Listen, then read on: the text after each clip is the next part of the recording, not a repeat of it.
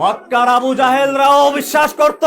কোরআনে স্পষ্ট বলেছে, ওয়ালাইন সালতাহুম মান খালাকাস সামাওয়াতি ওয়াল আরদ। হে নবী, আপনি যদি মক্কার আবু জাহেল আবু লাহাবদেরকে জিজ্ঞাসা করেন কে সৃষ্টি করেছে আসমান এবং জমিন, ওয়ালাইন সালতাহুম মান নাযালা মিনাস সামাই মান, যদি মক্কার আবু জাহেল আবু লাহাবদেরকে জিজ্ঞেস করো কে আসমান থেকে পানি বর্ষণ করে, ফাহিয়া বিহিল আরদা মিন বাদি মাউতিহা, অতঃপর সেই পানির মাধ্যমে মৃত্যু জমিনকে জীবিত করে ফসল উৎপন্ন করার শক্তি দেয় কে?